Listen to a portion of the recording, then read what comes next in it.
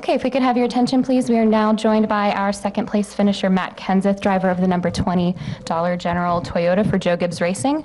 This is Matt's second runner-up finish in the last 3 races and his 3rd straight top 5. So congratulations, Matt, on a great run. Can you just talk a little bit about your race today and the momentum you have in this chase? Yeah, we didn't make it easy, so we had to go back, so we had a part go bad in inspection or something.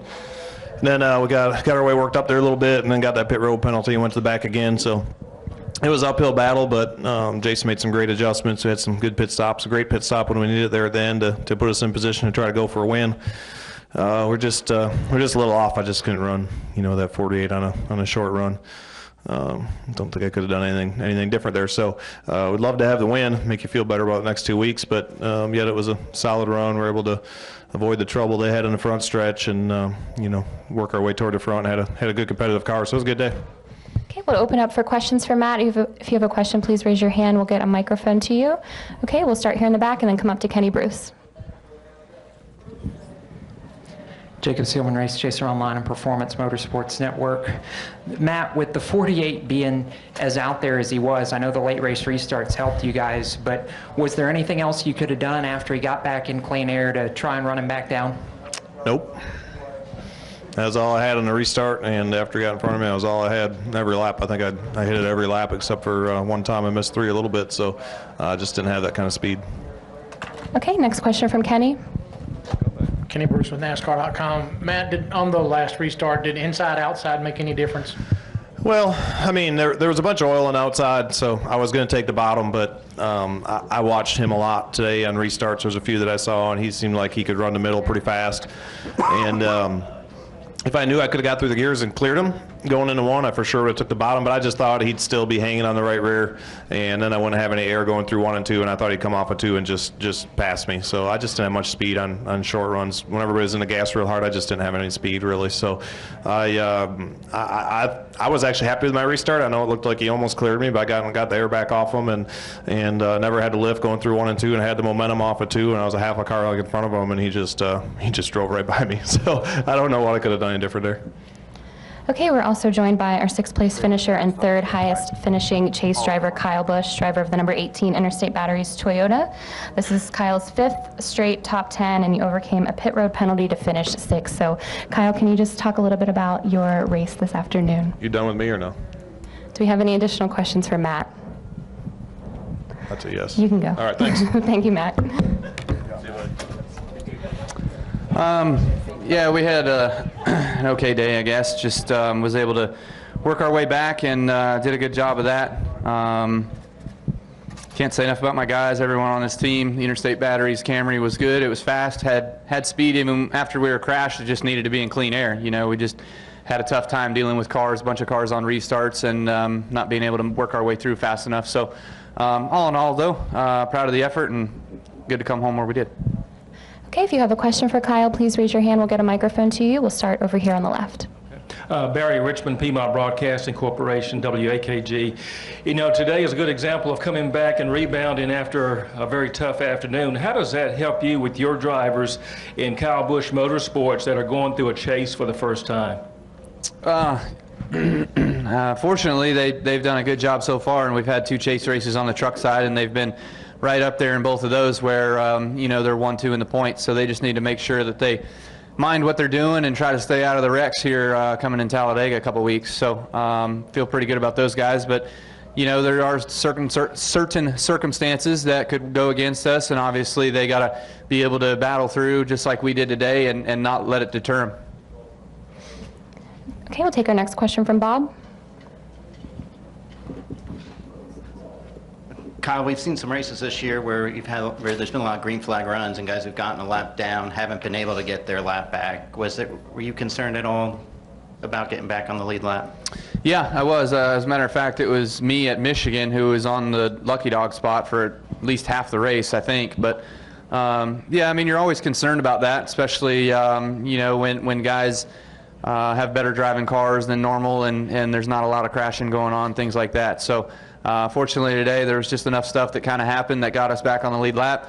It also got Larson back on the lead lap, and they were a little bit farther behind us there on that restart when everything kind of went haywire in front of us, where we tore up our car. They kind of made it through clean. So, it just depends on where you're at, man. It's lightning will strike at any point, so you just got to be ready for it.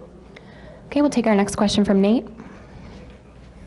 Nate Ryan, NBC Sports. Kyle, Jimmy has now led more than 100 laps in 3 of the last 4 races since Chase began. Chase Elliott also led more than 100 laps today. Obviously, the Hendrick cars had their stumbles during the regular season, but does it seem like since the playoffs, Jimmy and that team have been a lot better? Yeah, no doubt. We definitely can see that ourselves as well too. Matt alluded to us not having very good short run speed. I didn't feel like I did either. So those guys could definitely fire off and go in a hurry. That's for sure. They had some good speed. So be curious to look back, I guess, and see if these are all new cars that they're bringing. And obviously, if it is, and they found something that's that they've been waiting out and holding out on us. So that's to be expected, though, man. That's what this sport's all about. You got guys that go to work and work hard and work smart, and they're able to put better speed in their cars, and then we'll have to go back and do the same thing. Okay, we'll take our next question from the back and then come up to the front.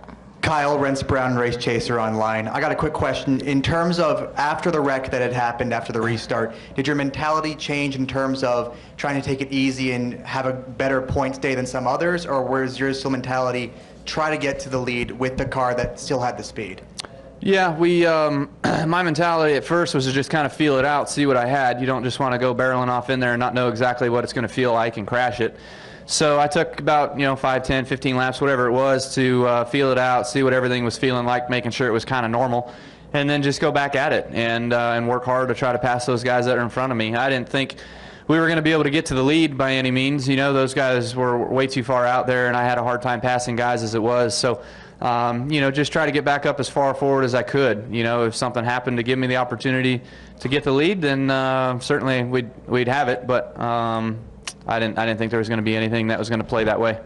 Okay, next question here in the front. Yeah, Kyle, Ray Slover, Sporting News. Could you talk a little bit about what your tire problem was, and did it seem like it was similar to the blowouts that some of the other people were having? As I was going down the front straightaway, I just heard tire chunks being thrown off the tire, and it was hitting the inner fender well. So instantly I just checked up, because you don't normally ever hear those sorts of things. So I just checked up and tried to ease it back and get to pit road as best I could, and just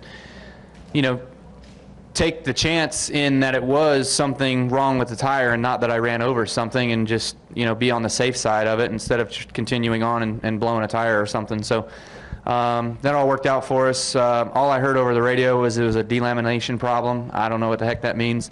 Sounds like the normal problems I always have with Goodyear when it comes to chase time and not having a confidence in the tire. Any final questions for Kyle? Okay, we'll take our last question here from Stan. Kyle, Stan Creekmore from Outside the Box. What will you as a team at Joe Gibbs Racing do over the following 3 to 4 days so that you can have the best possible race at Kansas and not have to worry about Talladega? We're going to do the same things we've always done, same preparation, nothing different. In the spring earlier this year, Kenseth has always been super fast at Kansas, and so I went and we looked at a lot of his stuff, a lot of how his car was set up and whatnot, and being able to learn some of those things from those guys that I felt like helped us and got us better in the ballpark for Kansas in the springtime, and we won there. So there was a lot of work done for that, and on my behalf as well, that I think helped out. And we'll just do the same things this time around. It's no different than what we typically do each and every week, though. There was one guy in the back. He had his hand up the whole time. Oh, still thank does. you. Couldn't see you. Go ahead. We'll take our last question there. Jacob Seelman, Race Chaser Online. I appreciate that, Kyle. Kind of a follow-up to Stan's question. As far as Kansas goes, with winning there in the spring after all the trouble and so many close calls and different bad luck things, does it up the confidence at all for you guys going in there, knowing that you finally hit on something, found something that did bring you some success? Yeah, it certainly did. Obviously, Truex has been super fast this year as well. He was probably the car to beat in Kansas earlier this year, and we had, I think he had something happen to him on pit road, and we got off pit road better than he did on the final run, so we were able to win that one. But before that, we studied on Kenseth notes, like I alluded to. So, we've got some good teammates to lean on, and that's really helped us as the 18 car. And I look forward to Kansas. Normally, years past, I probably wouldn't say those words, but you know, it's actually not been a bad place for us here recently. We've had a good string of top fives, so hopefully we can go there and have another good solid run, have a good finish. And biggest thing for us is to just don't beat ourselves right now. You know, don't make the mistakes that some of these other guys did. Try to keep our nose clean, and if there's a win, great, get it. If not, you know, get what you can get, third, fourth, fifth, whatever it can be. Any final questions? All right, Kyle, thanks for your time. Good luck next week.